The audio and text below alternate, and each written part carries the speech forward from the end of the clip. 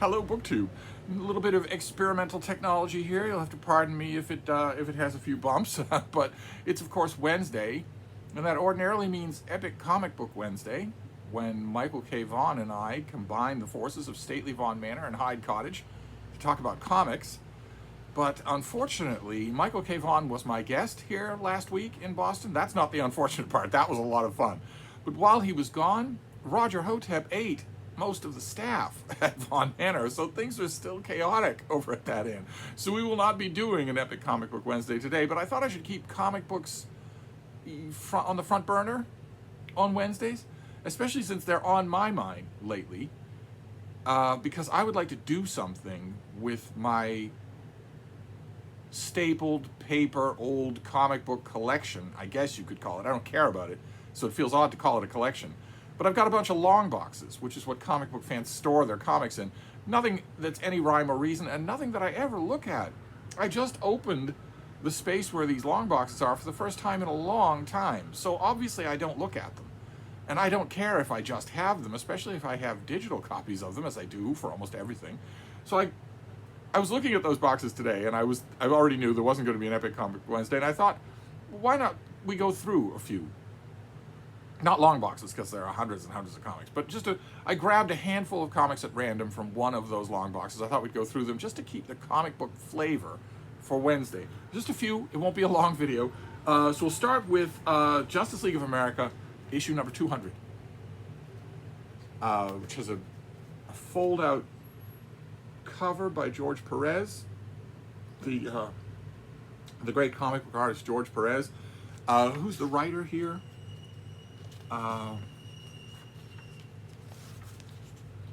Jerry Conway.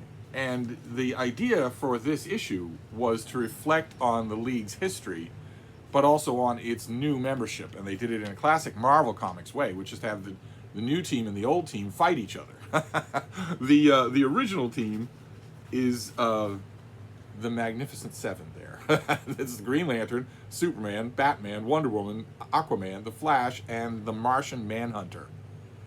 Who, if he had just been called Manhunter or just called the Martian, would have been a huge hit for DC. But instead, he was called the Martian Manhunter, and he's an interesting character who never really took off for DC Comics. But it was a mainstay of the League. And in this issue, the forces that originally brought the Justice League together return and warp the minds of the original team, the original Magnificent Seven.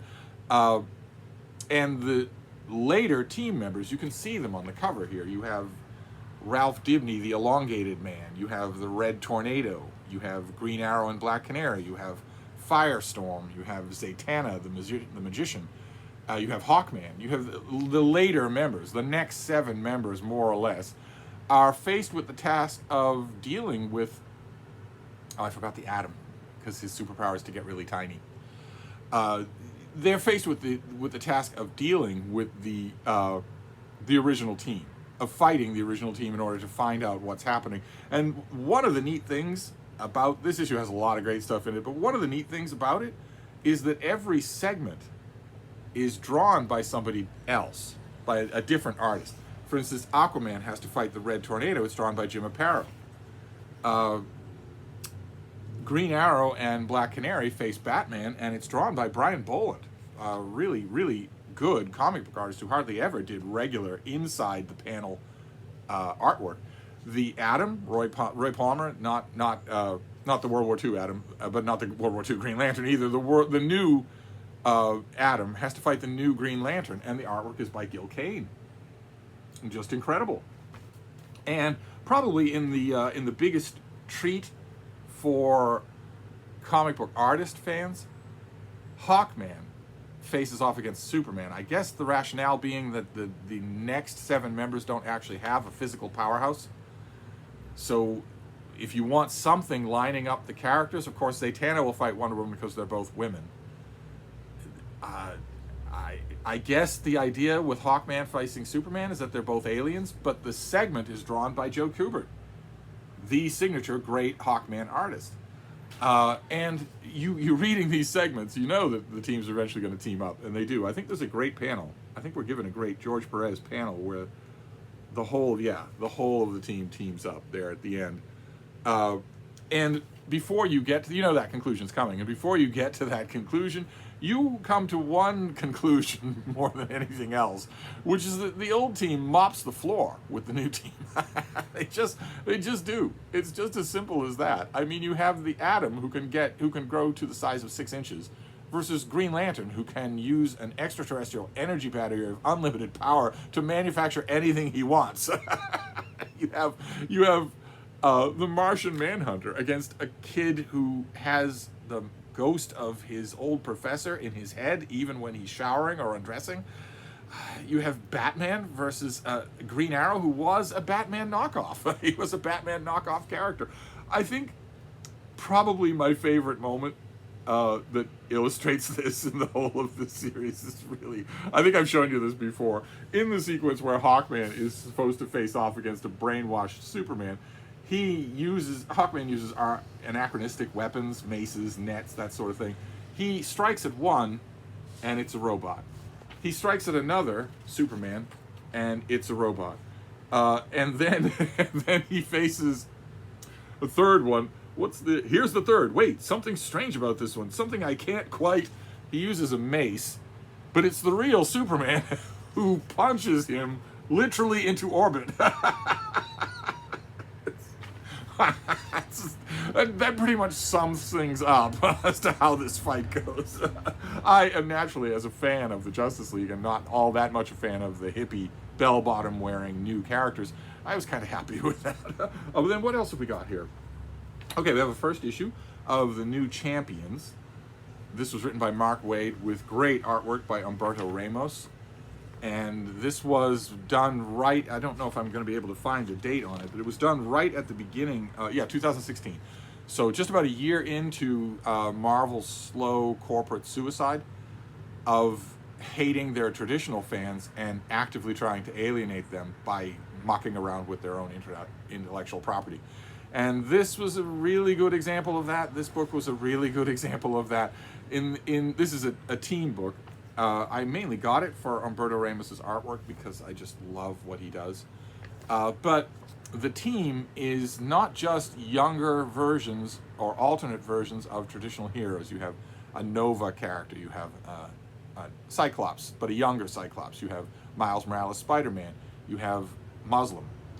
I don't remember her name. I don't remember her code name. I don't remember her powers because no one who wrote her ever did either. She was just Muslim. You have a teen Asian Hulk and a young teenage android Vision. And it's not just that you have a takeoff on all of these. It's the mind virus that had infected Marvel by now, and Mark Waid was a primary vector. It made it that these weren't just knockoff characters, they were also effortlessly better than the templates. Effortlessly. That's the whole point, is that not only are all of those older characters, the Bruce Banner tormented Hulk, the Vision, the real Vision, not only are they lame, because we can defeat rather easily without even looking up from our cell phone the villains that took them 3 whole issues to defeat, but also you're lame if you like them. You need to get on board or get out of the way, Nazi. This whole series was done in the full flush of that virus as it was taking hold, and all of its writers and creators and all of its editors were assuming that they were on, quote, the right side of history, and that's the way it would be from now on. We would never see the real Spider-Man, the real X-Men, the real Captain Marvel, the real Vision, the real Hulk. We'd never see them again. Or if we did, maybe they'd be villains. They might come back as villains. I don't think I got more than this first issue of this because Mark Waid's... I love Humberto Ramos's artwork, but his writing just grated on me, so I don't think I have any more than that one issue. What have we got here? Okay, we have Submariner number 35 from eons ago. This is Sal Buscema artwork. This was part of a 2-issue series that where Prince Namor gathered to him the Silver Surfer and the Hulk as a sort of an ad hoc, informal trio team-up. And eventually they ended up fighting 3 Avengers. That's actually Hawkeye, only he's ingested Hank Pym's giant serum, so he grows to giant size. Thor and Iron Man. which is pretty lopsided. that is pretty lopsided. As a trio, that is pretty lopsided. On this side, Submariner, the Hulk, and the Silver Surfer, you have 3 nearly unbeatable characters. And on this side, you have 1 nearly unbeatable character. That ought to do it. But they fight in this issue. It's really, really well done. And if the... see, we have... Sal Buscema artwork, but is that Jim Mooney inking? I think it is. I think that's Jim Mooney inking this. If so, that would be a really good... yeah, it is. Jim Mooney inking this. There's our trio riding on the Silver Surfer's board. And if something in that lineup seems a little familiar to you, well, readers love this. This issue and the previous issue were where these 3 team up. Readers loved it. Absolutely loved it. And so it became the Defenders. It became... This was the seedbed for the Marvel series, the Defenders, which I love. What else is next here? Okay, Fantastic Four is next. This is a key issue because I just got a Fantastic Four Epic collection that has this in it. So this is the coming of the Crusader, the Jack Kirby cover there. I showed you the Epic collection that has this storyline in it and a bunch of others. And so I don't need this issue anymore, right? I don't need this issue or any of the issues that collect in there. Look at Johnny Storm in his 70s outfit, huh? Va va voom. He's wearing, that's what people used to dress like in the 70s. And this issue is by Roy Thomas, he loves to dig up the past of comic books. And the character who's going to be introduced is the Crusader. And I mentioned when I showed you this Epic collection that costume rang a bell for me. I should have got the hint, because at the beginning, this first panel, Reed Richards is testing the strength of Sue Richards' force field. But you've got text up here. And the text says, featuring the totally unexpected, wholly unasked for, yet not uneventful return of a real marvel, boy. See that? Roy Thomas puts a comma in the middle there. So even on the first page, he is signaling what he's doing. I didn't get that at all. I didn't get who this character was at all, and I loved it. I love the issue. I love George Perez's artwork here. I just don't need this. I don't need this little dilapidated issue anymore. I think I'm looking in the wrong place. I'm supposed to look at the camera, but it's not easy to do in this new setup. Then we have something. This is probably from the 90s. I admit, I grabbed this mostly for the cover. And then I realized how great it was, so I was very happy to get the second issue. But the covers are by Barry Windsor Smith, who's a terrific artist. And let's get number 1 here. It's Dark Horse, but they were using a couple of franchise comics. This is Predator versus Magnus the Robot Fighter, which you'll know Predator, of course, if you know the movies. But only comic book fans will know Magnus Robot Fighter. He's a character from the future, who was trained from the cradle, eugenically, one might say, to fight evil robots with his bare hands.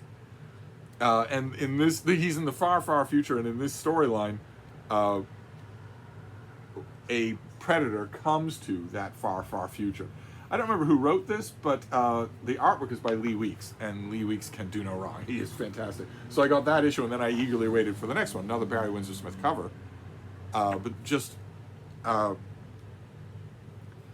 this is just fantastic. This artwork is just fantastic. So I was happy to have it. And I don't know that it's ever been collected.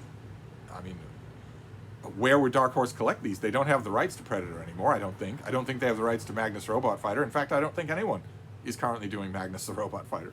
What else we got here? Oh, all right. Well, see, this, I would have got this for the artwork. Because this is, the main story is Gil Kane artwork, but I don't particularly like the character.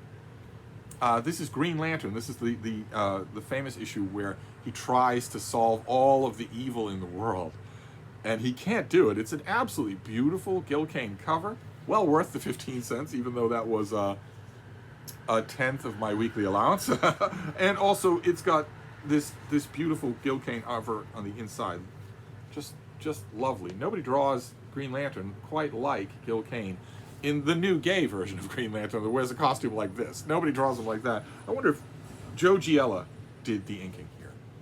And so I go back to the issue, but I would never get one of those big Michael K. Vaughan hardcover anthologies that might have this issue in it. I would never do that. The Green Lantern, he has a ring. Okay, got it. Anyway, okay, why do I have this? Oh, all right. This is, let's get the credits. Chris Claremont and John Byrne, who were becoming, or would shortly become, very famous for their run on the X-Men. This was Luke Cage, Power Man. This is a Gil Kane cover. Probably that's what drew my eye to it. But this is Claremont and Byrne before they were X-Men, where Luke Cage, Iron Man, he's misunderstanding something. Of course, there's a misunderstanding here. And it causes him to burst in on Misty Knight, who is a friend of Iron Fist, of Danny Rand, Iron Fist. And they tussle, but it's a foregone conclusion that she's going to lose. And Danny Rand, Iron Fist, interrupts him just as he is beating up on Misty Knight and Colleen Wing, Danny Rand's two friends. And that doesn't sit well by him. And of course, he has superpowers. So he steps out of the shadow there. Rather good artwork there. He steps out of the shadow, activating his Iron Fist. He says, "Turn around, Cage, Mr. Cage, turn around," and blasts him through the wall. And that's kind of a terrific thing. I thought that was kind of effective. But then you wait one panel, tons and tons of ads, you wait one panel and you realize that all it did was make Cage mad. It didn't actually hurt him at all. And back in these old days of this comic, Iron Fist could not summon the Iron Fist twice in a row quickly. It exhausts him to do. I think that's why I have this, just for that moment. Why would I keep this otherwise? I don't have any other issues of Power Man. And of course, this also presages things, much like the Submariner issue. Not in terms of Claremont and Byrne. That presages something. They would go on to far greater heights with the X-Men. But this also presages the fact that readers loved the chemistry between Iron Man and Power Man and Iron Fist, so they became a duo. They had a comic for years and years that was called Power Man and Iron Fist, or Iron Fist and Power Man, or something like that. And that was born in this issue. But I don't have any of those, and I didn't like that series, so I don't know why I'm keeping this. Okay, then we have the Avengers. The Legion of the Unliving. Another Gil Kane cover. I think you're seeing a pattern here. This is squarely leading up to the Celestial Madonna series. So it's by Steve Englehart, the artist, and it's Sal Buscema inks with Joe Staton, or Sal Buscema artwork with Joe Staton inks, but we won't hold that against it. Michael K. Vaughan, I think, is the only Joe Staton fan left in the world. And nothing much happens in this issue other than Immortus and Kang the Conqueror team up, and there's Rama Tut. That is all is going to be made clear. This is going to build up to a massive Avengers story called the Celestial Madonna series. The Avengers are in Saigon. They are mostly talking throughout this issue, and while they are talking, Kang is assembling the Legion of the Unliving, meaning dead heroes or dead beings. So, beings that he can assemble into a fighting force against the Avengers that will obey him implicitly. We have the Frankenstein monster, which I guess is technically not alive. We have Wonder Man in his first appearance since his death in Avengers number 9. He would, of course, go on to be resurrected to become, a hero on the Avengers. But here he's just a villain. And the original Human Torch, also who would be resurrected. But here he is the android from World War II. We have Midnight from Master of Kung Fu, the Ghost from the Silver Surfer. And Kang just sends these characters forth. I think I have a great panel here. Yes. Oh man. Look at that ad for Origins of Marvel Comics. God help us. I saw that ad. You even get a coupon that you can send in for it. I saw that ad and I actually thought, well, I might get a hardcover of that. $10? It's a lot of money.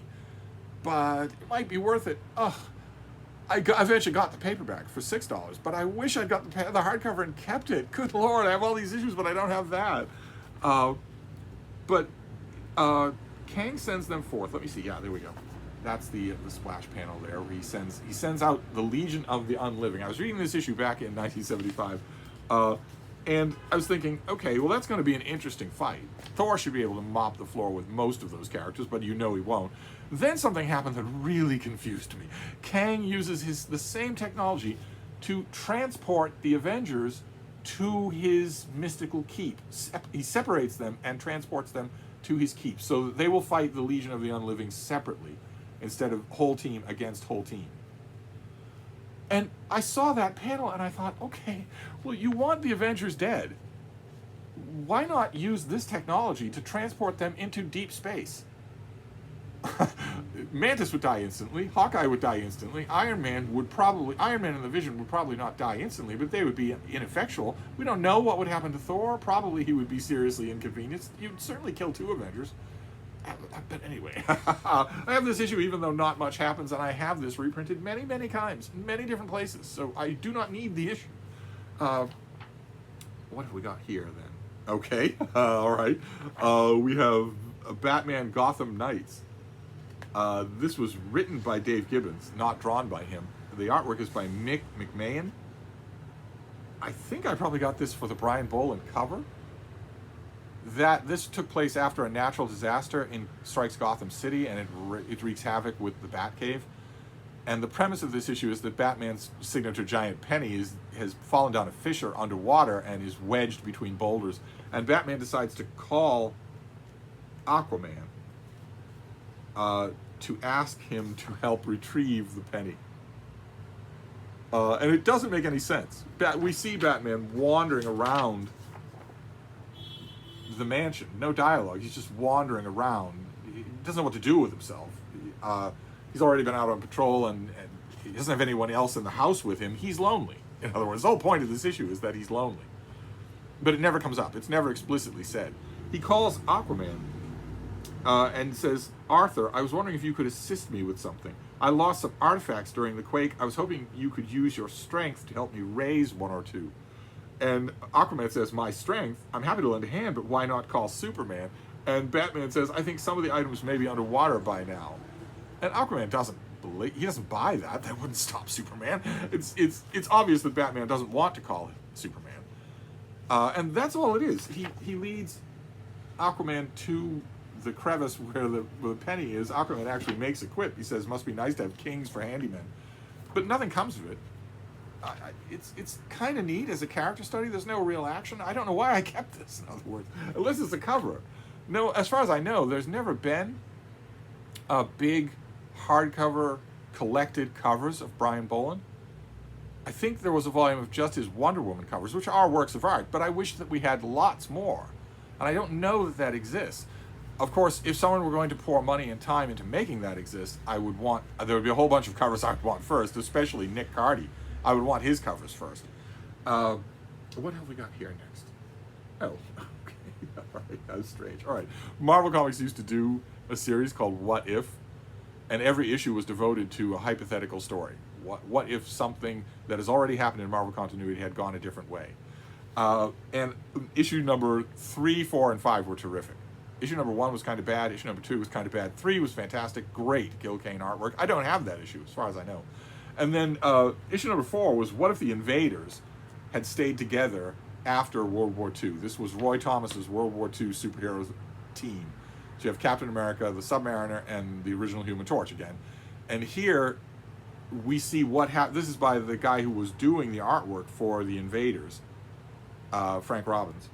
We have them as they are just figuring out what they're at the end of World War II, and they're figuring out what to do. This is the famous sequence where the Human Torch kills Hitler. It just blasts him to smithereens, burns him to a crisp, and the Invaders have to decide what they're at the Tower of London. They have to decide what they're going to do when suddenly they are told that Captain America and Bucky are dead, and they don't at first believe it.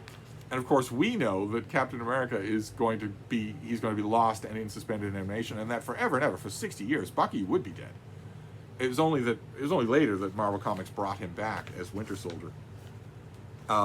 The Harry Truman gives us a new Captain America and a new Bucky. The new Captain America is the Spirit of 76, a flag-wearing character who appears in the Invaders, and they just go on as the team. They fight as as the team in the Invaders to finish out the war in Europe. And then Miss America and the Wizard joined them to form the All-Winners Squad to fight in the Pacific.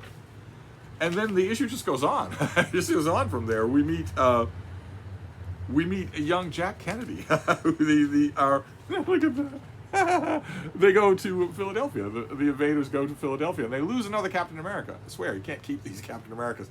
It's a very moving story, and it was followed by another one. What if Captain America had not vanished in World War II? And this issue is really good too. Look at the back cover. Dino De Laurentiis. Orca. This was a really good issue too, even though the artwork is by George Tuska, who I don't particularly like. I think it's because he has a great inker in this issue. Am I right? The inker is Dave Cockrum? No, Russ Jones is the inker. And this just, it's kind of counterfactual history. What would happen if Captain America hadn't died? What would have been likely to happen? A really good issue. I mean, what if number 3, 4, and 5 are great? What if number 8 is great? Then to cap things out, I think it's what if number 10 is the best issue they ever did. What if Conan the Barbarian walked the world today? I could be tempted to get an epic collection in paperback of the first 15 issues of What If, maybe the first 20 issues. It'd be a pleasure to see that Conan issue in a high quality reprint. It'd be a pleasure. There was a Daredevil issue where Frank Miller drew Daredevil. It'd be great to see that again. There's a lot of other junk. I certainly wouldn't want. I think there's a hardcover, $120 hardcover of the first run of What If. I wouldn't want that. Okay, then what have we got here? Okay, all right. This is an issue of Daredevil. I'm not a big fan of Daredevil.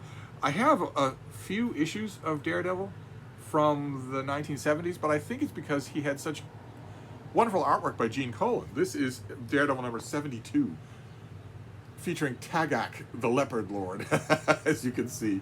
Terrific cover. He comes into our dimension through mirrors.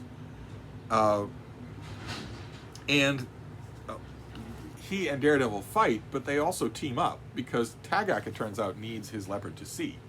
So he and Daredevil have a lot in common. It's a terrific issue, but again, it's a little bit odd just sitting there. I don't like Daredevil. He's just a guy in red leotards. You can go to Provincetown and get that for free. Then we have the New Teen Titans. This is from the 1990s or the 1980s. 1985, when all the world made sense. This is the New Teen Titans. That I only got this series because this particular run had gorgeous artwork by Jose Luis Garcia Lopez. Just beautiful, beautiful artwork. And as long as he was on this thing, I got it. And then when he left, I think it went to Eduardo Barreta, and I stopped reading it. Okay, then we have the Watchmen. This is Watchmen number 6. As you can tell from the cover, this is all about Rorschach. This issue is all about the character of Rorschach. This is his origin story. He has already been set up and arrested, and he's in prison. This is, of course, the famous issue, the issue that has the famous line where Rorschach is brutalizing his fellow inmates and says, "You people don't seem to understand. I'm not locked up in here with you. You're locked up in here with me." In this issue, Rorschach, I'll show you some Dave Gibbons artwork. He has sessions with a court psychiatrist and slowly unhinges the man's mind. That's how insane he is. And this issue gives us his origin. Not the origin of when he put on the latex mask and started fighting crime, but the origin of when he went from a masked mystery man to an insane lunatic. We get the horrific incident that caused that. The line, I think, his civilian name was Kovacs. Yeah, I won't show you the sequence. It involves 2 dogs. I won't show it to you, but it was Kovacs who said "mother" then, muffled under latex. It was Kovacs who closed his eyes. It was Rorschach who opened them again. And that's all that we get in this issue is the story of Rorschach, his origin story, which, it's exactly halfway through the storyline. We need to know it because he is the linchpin character of the whole of Watchmen. Then we have Thor celebrating the 350th appearance of Thor. So this is Thor 432, but it's the Thunder God's 350th appearance.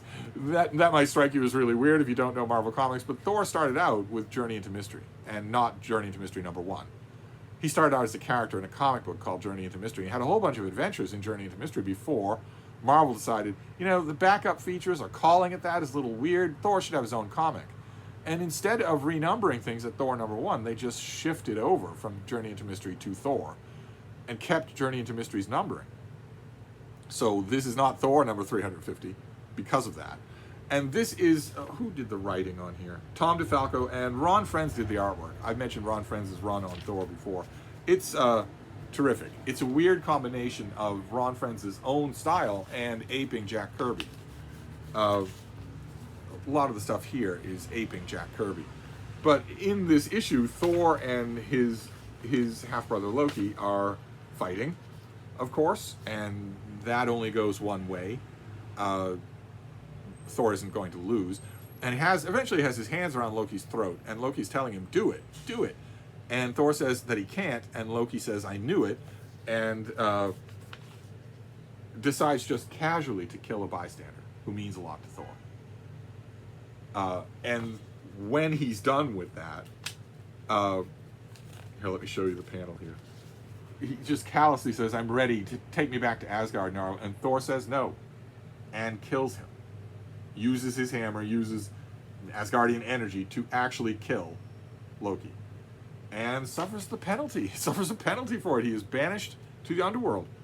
And in his place, at the end of this issue, is a new Thor. Eric Masterson, a new Thor. Who's going to take the name of... He's Thor for a long time, then he becomes Thunderstrike. And then the last thing is another copy of this. So why I have two copies of this thing, I don't know. When would I have got the second one? I'll never be able to remember, but why would I have got a second one when I knew I already had a copy? I don't know. I don't have any idea. But anyway, that's just a tiny fraction of the mess that my individual floppy comic book collection is. And I need to take it into account. Now that I have access to those long boxes, I need to figure out what to do with all of these comics. Some way to deal with them. Or maybe donate them. Or sell them to the Prattle. Something. But anyway, this keeps the spirit of Epic Comic Book Wednesday alive. We'll hope for a team up next week. So I'll wrap this up for now, and I will see you then. Thank you, BookTube.